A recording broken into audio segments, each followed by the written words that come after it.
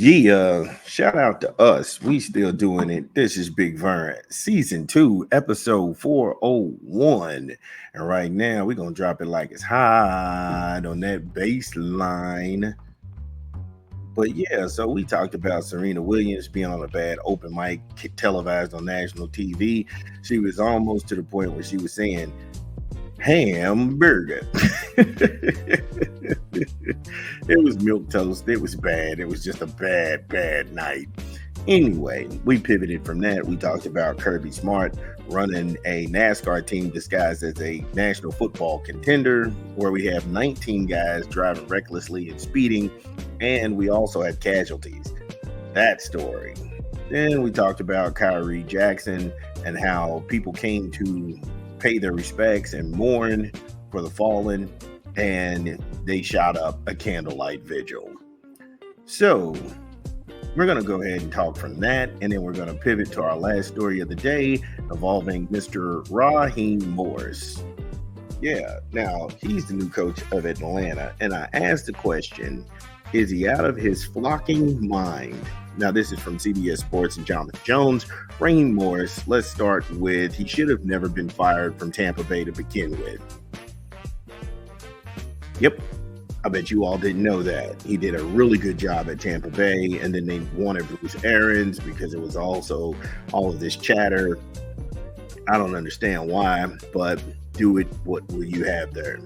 So he goes to Sean McVay's LA Rams team, and then he's building his own franchise. Now Atlanta has hired him back, and is this going to be Sean McVay's LA Rams down in ATL 2.0?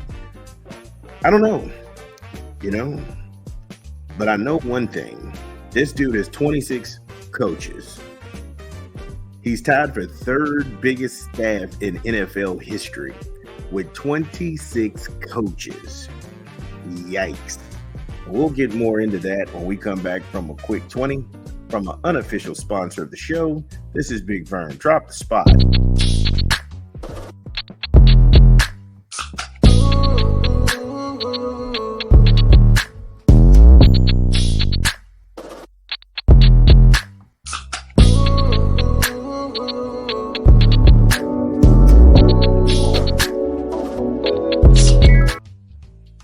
BK, have it your way, because you rule. Order online, download the app, or visit the good folks at your local Burger King.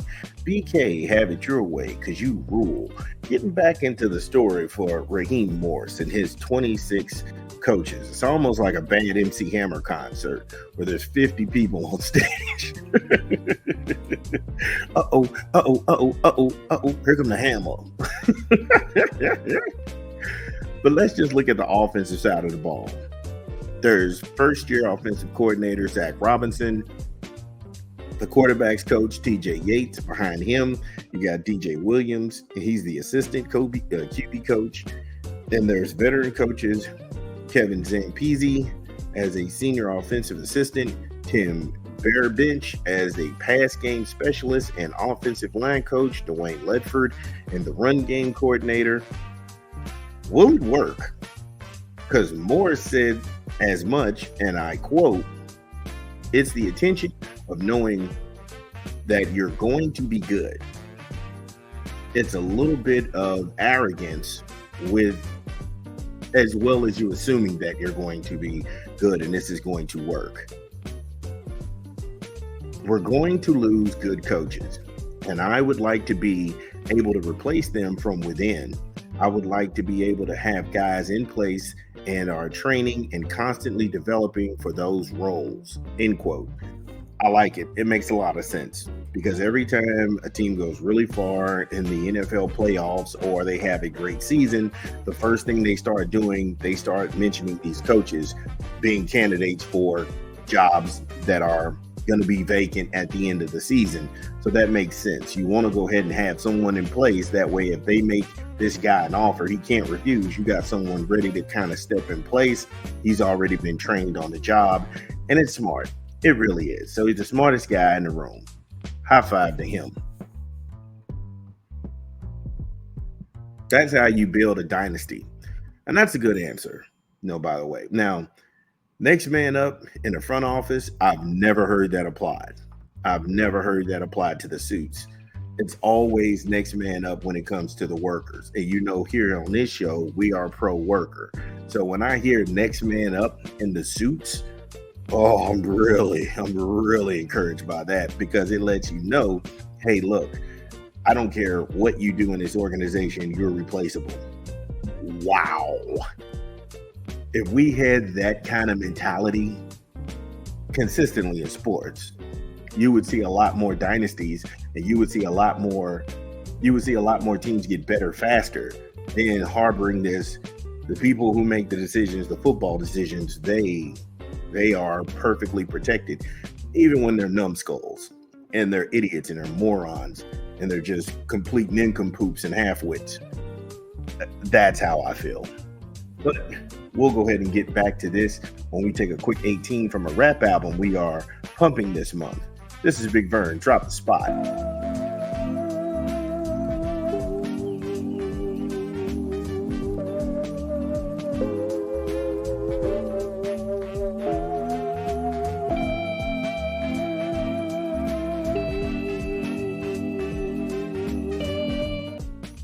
Yes, Lupe Fiasco, Samurai, in stores now. Get it where you legally consume music, either on Apple Music, Google Play, or Spotify. Lupe Fiasco, Samurai, in stores now. I love the title track, Samurai. Very dope, very dope. His lyrical aspect, his nimbleness on words and metaphors. It is a really good project I'm actively listening to. Mumble rap is also very good. That's a very good song. That's a favorite of mine. Cake and Number One Headband. Lupe Fiasco, in stores now with Samurai. So, when we last left off, Raheem Morris was hiring 50 people to coach a football team. No, that's me being silly. But he does have 26 coaches, so that's a lot of people. But again, Raheem went on to say more. He wasn't done. He was just like, when you do it, you don't have to come into this thing hoping you can win.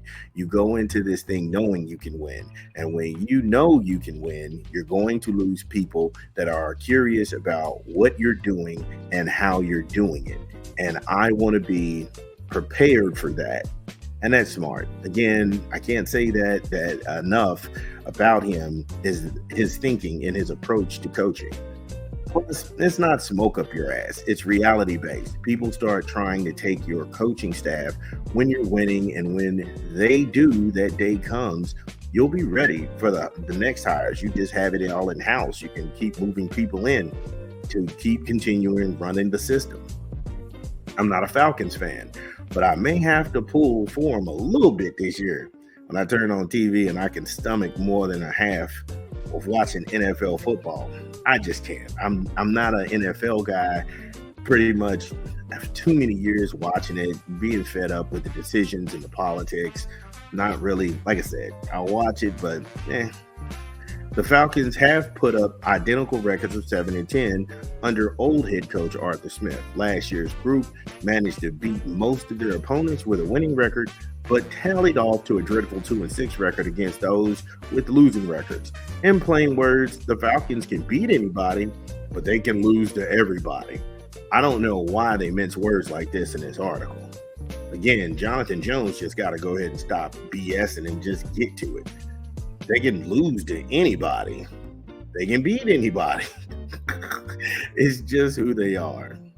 So much of this expected success depends on Kirk Cousins, who, when I visited in June, was, and this is Jonathan Jones, not me. They won't let me anywhere on a Falcons facility to look at anybody and get people on the record and talk to them. So he says when he visited the facility in June, he was doing slightly more on the field than was expected. It's a glorified walkthrough as one and only day of minicamp, but just more than 7 months removed from Achilles surgery, the 35-year-old was taking all of his dropbacks and even doing some bootleg action. And that's a period. Okay. Now, this is me. That's horseshit. and fool's gold. I'm calling it right there. What they show reporters and what guys see in camp are two totally different things. Look at the NFC South for what it is. Carolina, a dumpster fire with shoulder pads. Tampa, the best of the worst. New Orleans, different coach, new QB, different system, same result. Nobody cares if the Saints play other than people in New Orleans. So we can see a lackluster division by proxy. They are contending for the number one spot because the other two teams are abysmal. And number two, the top dog is super suspect in Tampa. But yeah, Kirk Cousins, spry on his feet, midseason form. Get out of here, bro. The dude is in his late 30s coming back from a torn Achilles. Father time, bro. Father time. That's all I got to say about that. But where do you sit on this? You know, is Raheem Morris one of the best coaches out there that should have never been fired in the first place, with 26 people as coaches, having more people to back him up? Or is this just overkill and micromanaging? Again, we'll go ahead and get to that later on. Thank you all for listening to the show. We're in episode 1. We're done with episode 1, season 2. Holla at your boy.